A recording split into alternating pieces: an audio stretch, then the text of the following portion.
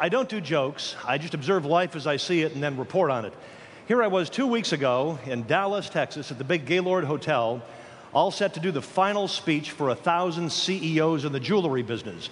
Now, these were manufacturers and distributors and retailers, and they'd been in conference for 3 days. And it had been a very intense 3 days. And the way the final day was going to work is this. They were going to have a cocktail party from 6 until 7, and then my closing speech from 7 until 8, and then a big gala dinner starting at 8 o'clock. Well, the bars opened up at 6 o'clock, and everybody was drinking. And at 7 o'clock, the bars were still open. And at 7:30, the bars were still open. And at 7:45, I go up to the conference chair, and I said, "Don't you think you better get me on?" And he said, "They're having a good time. Let them have a couple more drinks." Finally, at 8:30, an hour and a half late, with half the audience in the bag, he tries to get these 1,000 unruly people's attention, and he tries to read the introduction, and he's slurring the words so bad, he finally says, "Please welcome New York. Jason, it's all yours." And I walk on, with God as my witness, I walk on stage, I look at the room, and I said, "Good evening." And somebody in the back of the room shouts, "Shut up." Now, this is a nightmare. And I thought, what am I going to do? And I thought, well, let's try it again. I said, well, let's try that one more time. "Good evening."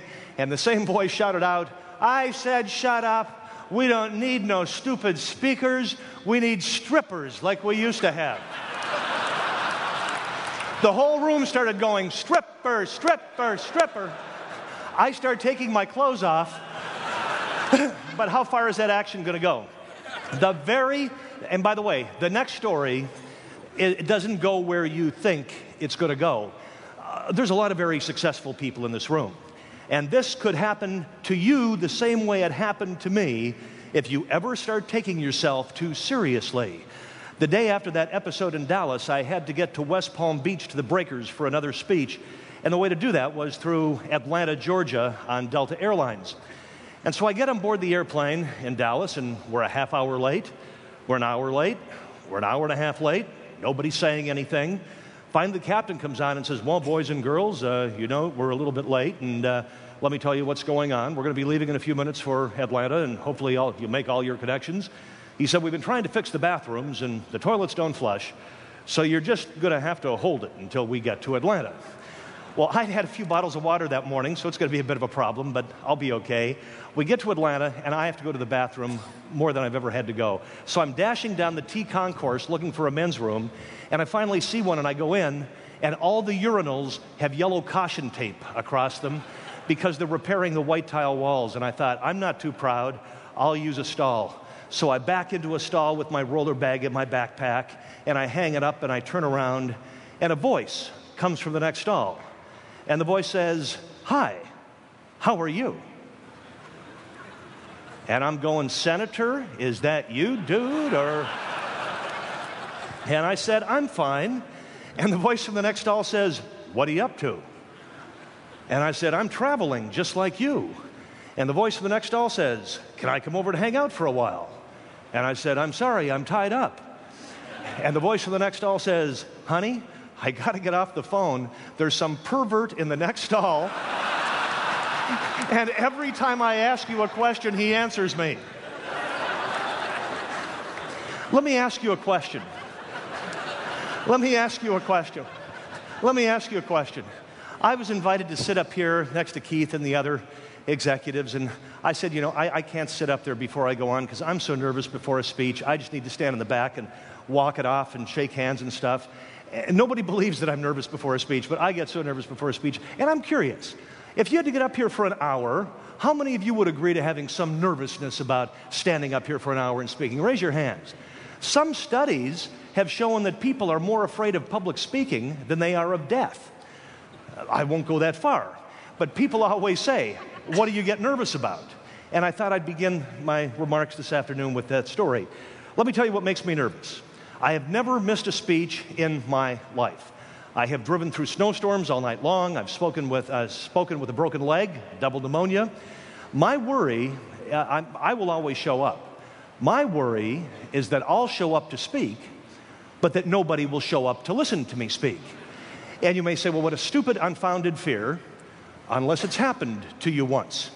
And here's the story. I was invited to go to India and give the opening keynote address at a conference entitled Advertising and Developing Third World Nations, being put on by an American promoter. So I flew to New Delhi, my first trip there, checked in at the Taj Mahal Hotel, had a couple of great days in New Delhi and Old Delhi, and the conference is supposed to start on a Saturday morning at 9 o'clock. So by 7 o'clock, I'm dressed, I'm downstairs, I want to shake hands. There's beautiful ladies at long tables and saris with 400 name badges. Not one person shows up. It turns out it was the final day of the cricket test between India and Pakistan. That, for the uninitiated, is like the Super Bowl times 100. In fact, it's so big that India and Pakistan have declared a truce in their war over Kashmir to finish this damn cricket game. So I figured there's no speech today. Well, at about 2 minutes before 9, the big American promoter bellies up to me and he says, "Are you ready for your speech?"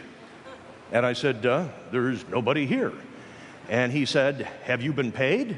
And I said, "Yes." He said, "Well, dance for daddy." And I said, "You do not expect me to get up and give a speech to an empty room?" And he said, "I certainly would." He said, "Except one person showed up and the show must go on."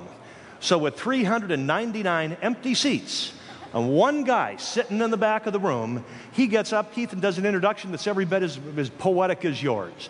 I'm going, "Dear God, please let some more people show up." Nobody else ever showed up. It was a 90-minute speech, longest 90 minutes of my life. At the end of 90 minutes, I look around the room, and I said, "I want to thank you for having been here, and I wish you a great conference." The guy starts to applaud. I start walking out. The guy walks up to me and says, "Would you stick around for a while? I'm the next speaker."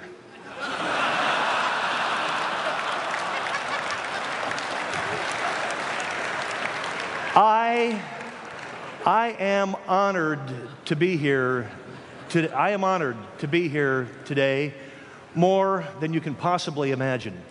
Anytime I hear a speaker begin saying, "I'm honored to be here," the words sound so gratuitous, I guess, because I guess they begin every speech with the same words.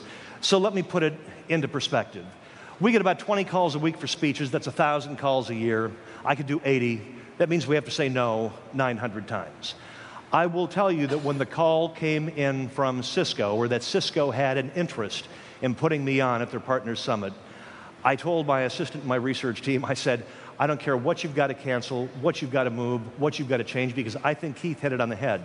I believe that Cisco is truly one of the greatest companies on the planet with the greatest leadership on the planet, and I can't imagine any place that I would rather be today with the Cisco leadership team and their clients." Let's give Cisco a round of applause. I mean, for just a remarkable organization that it is.